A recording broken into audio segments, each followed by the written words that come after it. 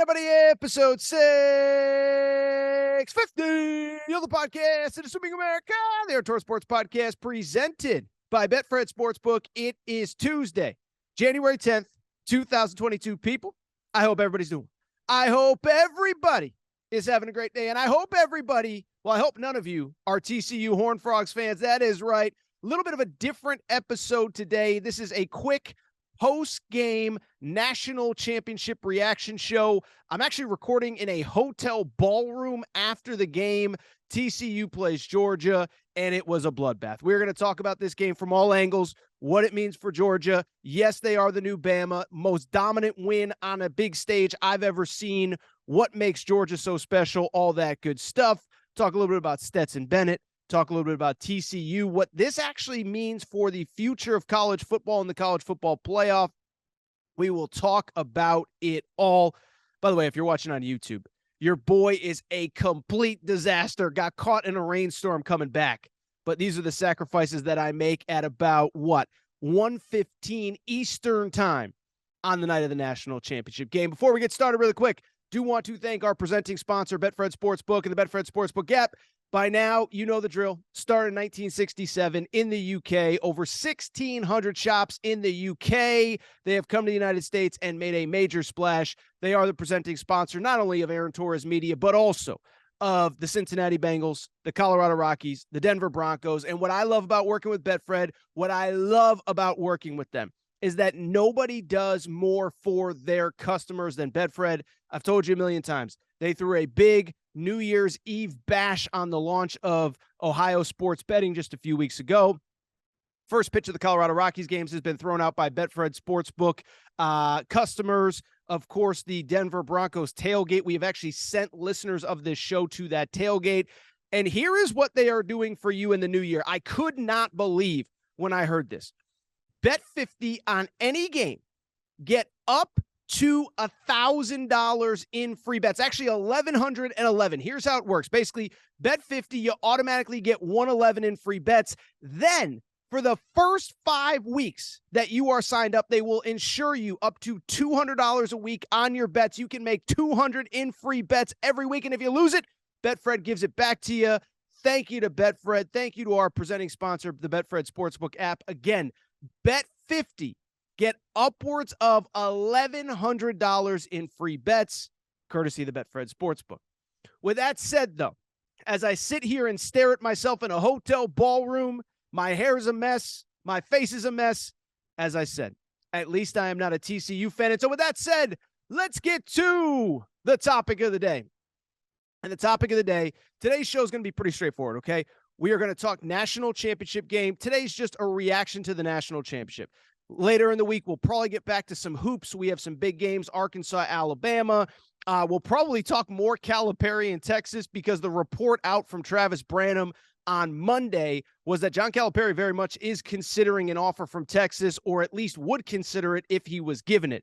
But tonight, let's just focus on college football, national championship, immediate reaction, quick show, get out of here, get this into your feeds for Tuesday morning. And so let's get to the topic of the day. Let's get to the game. And let me say this. I have seen a lot of things in my day. I don't know that I have ever seen anything like what I saw Monday night at SoFi Stadium. Final score, for those of you who did not stay up until the end, you didn't miss all that much. Final score, Georgia 65. Final score, TCU 7. And oh, by the way, TCU scored early in the first quarter, meaning that they basically went scoreless the rest of the game. And so there's a lot of things to take away from this game. Before we do, again, just one of the absolute most dominant victories in any era, any championship game that I've ever seen. Some of you are old enough to remember Nebraska against Florida. I believe it was the Fiesta Bowl 93-94. One of my early college football memories, even though I was a little bit older, the 2001-2002 Rose Bowl National Championship where Miami beat Nebraska. I think it was like 42-7. Add another 4 scores, and you get what we saw Monday night at SoFi Stadium. And here are just some stats to contextualize how crazy this game was. 65-7 is the final score. Georgia outgains TCU 589 yards to 188. How about this? Georgia ends with 9 total touchdowns. TCU ends with 9 first downs. And I'll tell you, I think we all knew that this could get ugly. I don't think any of us thought it would get so ugly so quickly, but being in the stadium, I don't know if it was as obvious on TV. You could just tell within the first, second, third drive that TCU wasn't going to be able to keep up with, they weren't going to be able to stop Georgia on defense. And then it became a question of whether they could whether they could match up on offense. And as time went on, you could just see they could not match up. They could not block Georgia. They could not make plays down the field. I knew TCU was in trouble opening drive. Max Duggan missed 2 throws that he normally makes. They're forced to punt the ball. They're down 7-0, and it never really got better from there. I'll tell you what, bottom line, if I could give you one kind of vision to sum up this game in its entirety, how about Stetson Bennett being pulled with 14 minutes left in the fourth quarter? That's when you know it's a butt kicking like we have never seen. When the starting quarterback for Georgia gets pulled with 14 minutes left, when Georgia basically turned the national championship game into a week 2 game against UAB or Arkansas Pine Bluff or Vanderbilt or whoever. Pick the worst team that Georgia has played over the last couple of years. That is what Monday night looked like at SoFi Stadium. So congratulations to Georgia. Second straight national championship, it goes without saying. So that's what happened. And now let's get to my takeaway, which I'll be honest, I don't think is that different than anyone else's takeaway who watched this game. It wasn't just about Monday night. It wasn't just about TCU. But the bottom line is this. If I have one takeaway from this game and this season as a whole, it is this. It is that Georgia has officially surpassed Alabama, and that Georgia is the best program going in college football right now. If you want to say Georgia's the new Bama, Georgia is the new Bama. And to be clear, by the way, that's not a knock on Alabama. It's not to say that nobody can ever win it again, right? Because I tweeted that out, and you had people say, oh, that's what they said about Clemson 5 years. No, this feels different. Back-to-back national championships in dominating fashion. And let me explain why I think it's not even debatable anymore that Georgia is officially the best program in college football, something that myself and Aaron Murray, the Georgia legend, talked about on Monday's show. If you missed that, I encourage you to go back. First of all, there are the raw stats of it all, okay? And this stat, while it's kind of obvious, it still kind of blew me away at its most basic core, okay? So since the start, so first of all, this has really been about a 5-6 year journey for Kirby Smart. We all remember that 2018 national championship game against Alabama, against Tua, 2nd and 26, all that good stuff. But it's not as Georgia has always been really, really good under Kirby Smart, basically since he got there. Year 2, he goes 13-2, plays for a national championship. Year 3, 11-3, wins the SEC East. Year 4, 12-2, wins the SEC East. Year 5 is the COVID year. Year 6 was obviously a national championship. Year 7 was this season. Why I bring that up? It's because the bottom line, Georgia has been an elite program. Overall, this is, as I said, year 7. In 6 of the previous 7 years, you take out, let me make sure my math is right here. Basically, the bottom line is this. In the last 7 years, I was correct. Take out the COVID year when Georgia only played 10 games. Last 7 years, Georgia has won at least 11 games in 5 of the last 6 years. So I think I said 6 out of 7. It's 5 of the last 6 years, Georgia had won at least 11 games. They, of course, have already won 5 SEC East titles. And so they were already on the precipice of being great. And then the last 2 years, it's just blown up in a way that I don't think any of us could have seen coming. Last year, they go 14-1. This year, they go 15-0. And so at its most basic level, and I know the SEC East is a little bit different than the West, but playing in the toughest conference in all of college football, Georgia is 29-1 in their last 30 games. That is insane, improbable, inconceivable, yet that's exactly who Georgia is. But beyond just being 29-1, racking up a bunch of wins, to me, what is different about Georgia is the way that they are winning these games, okay? And so we've talked about this a lot. But to me, why they're the new Bama, why they are the gold standard, it's not just because they're winning games. It's not just because they're even winning national championships. It's because of the demeanor in which they do it. They walk into the stadium, and like Alabama back in the day, what was the criticism of Alabama this year? It was the fact that Alabama, big games, didn't play well, fell behind, something wasn't right, all that good stuff. They won some of those games, Alabama. They lost some of those games.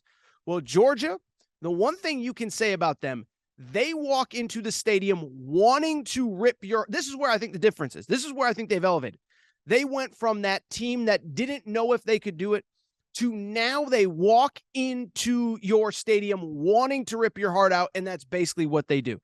Of those 29 wins, I believe that 26 of them have been by double figures during that stretch.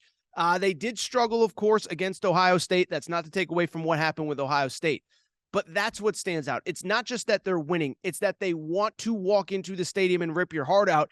And then more importantly, and this is what's the difference to me with Georgia, it's that they play their best, I would argue, in their biggest games. Now, they're not always perfect. We just saw the Ohio State game.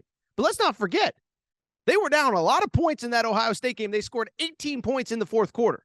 So even when they had to be their best in the Ohio State game, they delivered. But more importantly to me, think about the rest of this season. Think about what would you call the biggest games of Georgia's season? Well, certainly the national championship on Monday night. I would argue the Tennessee game was huge. Was it bigger than the SEC championship? I don't know. It's for an SEC title. LSU, okay. But Tennessee, LSU, TCU, and the Oregon opener. I think you could argue that Georgia's three best performances all year, if I was power ranking them, if I was a Georgia fan, one is probably tonight, Monday night, right? TCU game, national championship. Two, Tennessee, number one team in the country, comes between the hedges and gets destroyed. And then three, most importantly, or not most importantly, but Oregon in that game to open the season where they won 49-3. And so that is where Georgia has elevated themselves. Not just that they win. It's not even necessarily that they win big. It's that they play their best in their biggest games. And I think that's a mindset. That's a mentality. That is now what separates Georgia from everybody else in college football. Think about the other elite programs that should be competing with Georgia. Alabama, I just said, I thought they played their worst in big games. Alabama, I hate to say it, Bama fans, but the real ones know it's true. In the big games, y'all were kind of front runners. You were great against Vandy. You were great against Utah State. You were great when you could jump up to a big lead. But outside of the Arkansas, I mean, name me the game where Alabama showed fight and toughness outside of maybe the Sugar Bowl to end the season. Ohio State, it's kind of the same deal. Let's be honest. What has been the criticism of Ryan Day on this show and on other shows that you listen to for most of this season, going back to last year? It's that Ryan Day's great against Indiana. He's great against Rutgers. Not great in the big games. Not great against Michigan, where he's lost twice in a row. Not great against Penn State, where he trailed going into the fourth quarter. Now, he finally stepped it up again in the playoff against Georgia after his team had heard for a month how terrible they were and how bad they were going to get blown out. But I need to see that consistency from Ohio State every single game. That consistency is what I see from Georgia. And as a matter of fact, I stuck around for the press conferences. I listened to Kirby Smart. That's what he said. He even said that's what impressed him the most, is that the standard has been set at Georgia where anything but the best is unacceptable. You don't play down to the opponent. You don't look at who's, the next game is the biggest one. It's not about playing number one Tennessee or playing Oregon, to start the season, or playing in an SEC title game or playing in a national title game. It's about putting your best foot forward every time you step on the field. And that is what we have seen over Georgia over the last 2 years. Finally, last thought on Georgia and their performance. I'll just say this, and I know Aaron Murray and I talked a little bit about it on Monday's show. Why is this going to slow down? As I said, this has really been a 5-year process just to get here, 6-year process just to get here. Last 6 years, Georgia has been good, and then over the last 2 years, they have taken it to another level. As a matter of fact, Kirby Smart, now I wasn't listening to the postgame, but I know that he said this in the postgame, is we have to keep the standard the way that it is, because here's the crazy part. Here's what Kirby Smart is worried about. He's worried because he actually returns so many good players next year that expect nothing but winning. And that, to me, is the scary part about Georgia. What makes us think this is going to slow down? On top of the fact that they play on top of the fact that they're just awesome. Just think about everything that Georgia has going for it right now. First of all, just looking at next year. Yes, Stetson Bennett is gone. But by the way, we did a way too early top 25 at Aaron Torres Online. You know who's number one? Georgia. You know why? It's because despite the fact that they lose Stetson Bennett, they're basically bringing back everybody else. They bring back Smile Munden, their best inside linebacker. They bring back their three leading edge rushers from this season. Three of the four. Jalen Carter, is going to go pro and be a first-round pick. Top 10 pick, as a matter of fact. But they bring back most of their elite edge guys. They bring back a lot of skill position guys. They just went and got two guys at wide receiver in the portal that can be difference makers next year. So just in terms of next year, there's nobody on paper that looks better than them. Alabama's going to be okay. I'm not sold until I know who their quarterback is that they're better than Georgia. LSU is really good. We saw what happened when LSU played Georgia in the SEC title game. It wasn't even close. Michigan, Ohio State, Penn State, whoever it is coming out of the Big Ten, you got to prove it at some point on the field against Georgia. I know Ohio State was close. But the point I'm trying to make, as I said on Twitter on Monday night, here's the crazy part about this Georgia run. In this Georgia run, this was supposed to be the rebuilding year. This was the year they lost 15 players that were drafted off of last year's team. This is the year that they lost 5 players to the first round of the NFL draft this season. This was supposed to be the year that you caught them. Well, guess what? They went 15-0 and probably just had the best season in program history in the season that it was supposed to be down. And so that's the crazy part to me. There's no reason this thing is going to slow down. Georgia is probably in the most fertile recruiting base in America. That's number one. On top of that, they got the right coach in Kirby Smart. I know I was critical of him, and I went after him year after year on this show, couldn't win the big one. Well, he got over the hump. Now he has the program that's of everybody's envy. On top of that, they seem to have kind of mastered this new era of portal, transfers, high school, this, that.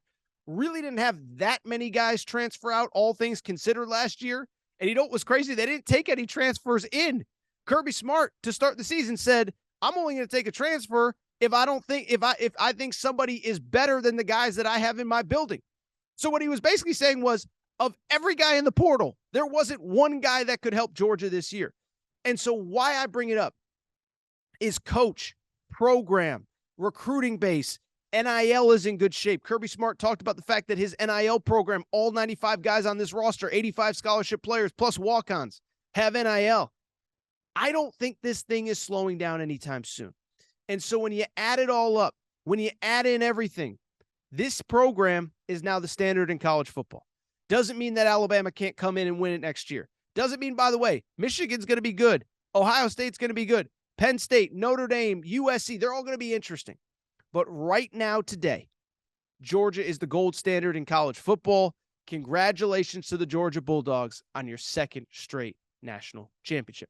Really quickly, before we get out of here, again, quicker show today. One segment, we'll just react to the national championship game. First off, the career of Stetson Bennett is incredible. And by the way, shout out to your boy Torres, who's getting dragged for a Stetson Bennett tweet I put out late last year when I thought that they should bench him for JT Daniels. Well, guess what? You know what's funny about that? Everyone's trying to drag me for it. There's nothing controversial about that tweet. That was what everybody thought at that moment in time a year ago, going into the playoff after Georgia lost in the SEC title game, that Stetson Bennett couldn't do it. Instead, he bounces back last year in the playoff, and he comes back with a new attitude this year. Again, lucky enough to stay around for the press conference. Kirby Smart told a funny story of, everybody just assumed that Stetson Bennett was going to leave after last year. Well, you got to leave on the high note. You won a national championship. And he said, why would I leave? I think we can win another one. And now Kirby Smart was like, we got some work to do. It ain't going to be easy. But why I bring it up is because Stetson Bennett, I think you can argue, one, he's a college football legend, 2-time national champion. But two, you can argue one of the great stories in the history of college football. We know the story, but it's worth repeating. Walk-on. By the way, 2017, he was the guy on scout team that mimicked Baker Mayfield.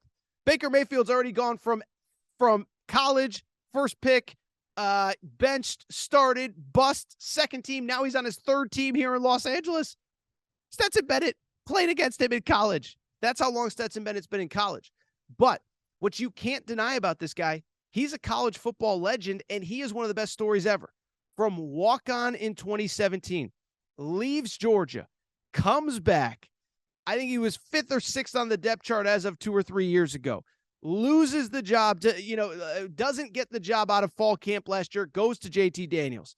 Stays the course, doesn't have a problem, sticks with the team. Remember that 2020 COVID year, he was the starter at one point. Again, gets benched coming into last year, wins the job back, and now is a 2-time national champion. I think it's one of the great stories ever. And I'll tell you, I think it was an interesting thing that developed from the press conference was Kirby Smart really made the push of this is an NFL quarterback right now. And it's hard for me. I'm not smart enough. I'm not an NFL draft evaluator. I don't see why that guy can't play in the NFL. Smart, cerebral, more athletic than he gets credit for. He's obviously a little bit older. You mean to tell me 4th, 5th round pick, you wouldn't be doing yourself a service by adding him to your locker room? Congrats to Stetson Bennett on the 2 national championships. And oh, by the way, shout out to Torres for completely whiffing on that tweet. Finally, let me say this for TCU. Listen, it's an unfortunate byproduct of the world that we live in. But because TCU got destroyed, it immediately defaults to, well, they should have never been there in the first place. Let me tell you this. That's the dumbest take you can ever have. And that's especially dumb for anybody who's advocated for a 12-team playoff. Because, first of all, in the 4-team playoff era, TCU earned this spot. Won the Big 12. They won the Big 12 regular season, 12-1, going into Selection Sunday, if you will. But the bottom line is they went 12-1 in a power conference, go to the Fiesta Bowl, beat Michigan.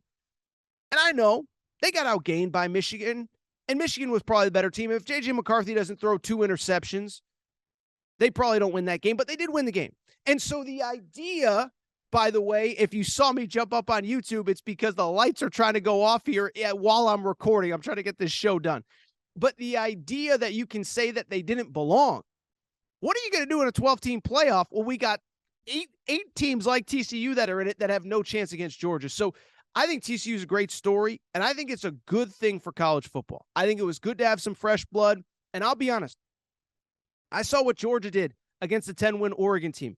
I saw what Georgia did against a Tennessee team that was number 1 in the country and I think would have been worthy of a playoff spot if they could have somehow survived against South Carolina, and definitely would have been worthy of a playoff spot. I'll say this. I think Tennessee is probably the second best team in college football that I saw this year when they were at 100%.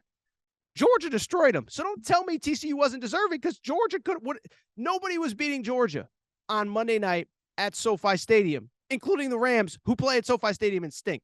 So don't tell me TCU didn't deserve it. They absolutely deserve to be here. Congrats on an incredible season. It's a disappointment, but everybody's season is going to end in disappointment. And I'll tell you, there was nobody in college football that would have beaten Georgia on Monday. Congrats to TCU. I think it's a great story. We'll see what happens from here. They're kind of an interesting team and program, because now there's kind of a proof of concept from Sonny Dykes. He's proven he can do it.